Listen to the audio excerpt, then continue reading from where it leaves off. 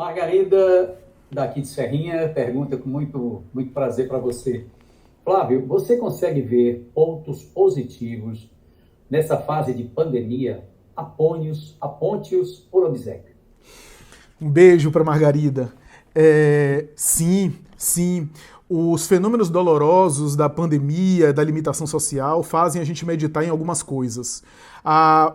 O que eu considero mais positivo de todas, que bate de frente com a cultura materialista nossa, é a reflexão a respeito da transitoriedade da vida. Essa é talvez o melhor benefício. Embora eu seja que as mortes são dolorosas, as perdas de entes queridos, né? Muita gente está perdendo entes queridos, né? E isso é uma prova para os parentes enlutados, como para a gente que se sensibiliza e se compadece também dessas pessoas.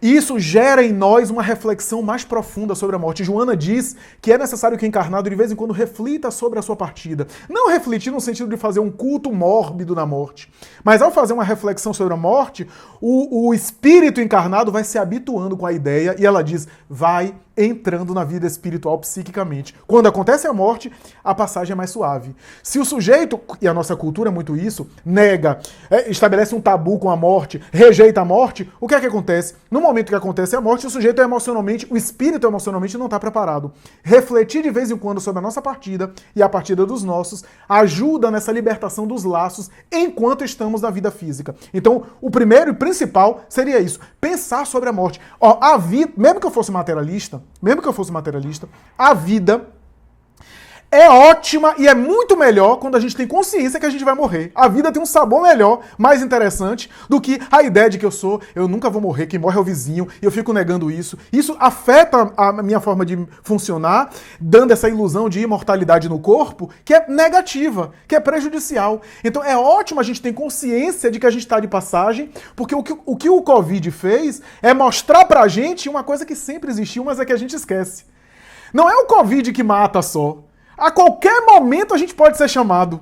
O fio da vida é muito tênue. Não temos segurança. Segurança só interior. Segurança da vida física a gente não tem. Qualquer momento a gente pode ser chamado. Então o Covid só convida a gente a refletir uma coisa que sempre existiu. Quanta gente morre porque acorda, come uma coisa, se engasga, vai no banheiro, toma uma queda e morre. Quanta gente desencarna dessa forma? Então, na verdade, é uma coisa que acontece a todo momento, mas a gente esquece, a gente não se dá conta. Então, essa realidade de refletir espiritualiza também os sujeitos. E sabe por que a gente tem tanta angústia em falar sobre a morte? Porque a gente tem medo da solidão. Porque a morte é uma experiência solitária. Mesmo que a gente morra coletivamente, mesmo que haja uma desencarnação coletiva, cada um faz a sua própria viagem. E como a gente tem uma dificuldade de ficar sozinho, uma dificuldade com a nossa própria solidão, uma dificuldade de estar consigo mesmo, a morte remete a essa solidão. Né? Já viu como a nossa sociedade é assim? A gente entra no carro, a gente fica tão incomodado de ficar sozinho que a gente já liga o som alto, a gente tem que estar acompanhado. Eu tô aqui sozinho em casa porque a família viajou, e aí tem que ligar a televisão, tem que ligar alguma coisa, a gente tem uma dificuldade de estar consigo. O espírito ao desencarnar vai ter que lidar consigo. Olha como essa pandemia tá convidando a gente a estar com a gente mesmo, né? E também conectar-se com esse tema que solidão e morte parece ser duas experiências, né? Então tem esse fenômeno, tem um fenômeno da empatia, a ideia de a gente estar mais recluso, a gente sai um pouco da psicologia de massa. Eu não gosto de psicologia de massa. Sabe por quê? Porque a psicologia de massa normalmente nivela a gente naquilo que a gente tem de pior. É a psicologia de massa que faz torcedores de futebol matarem os outros. Às vezes aquele jovem que chuta a cabeça do torcedor da torcida alheia nunca faria isso sozinho.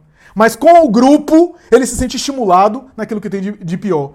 A psicologia de massa é que gera nazismo, fascismo, gera os grandes movimentos de destruição. Então, a gente parece acionar aquilo que a gente tem de mais instintivo, do bando, né? Da psicologia, que perde a individualidade. Então, essa privatização, esse recuo para casa e a interiorização, faz a gente ter mais empatia com os mais distantes. Que a gente normalmente tem empatia com os nossos, com os meus. E o resto, eu não quero nem saber. Mas essa empatia, eu acho que isso é positivo e, sobretudo, a oportunidade de se conhecer mais, de olhar mais para as próprias emoções. Agora, é claro, é doloroso, nem sempre isso é fácil e por isso há, às vezes, aí desconforto e sofrimento.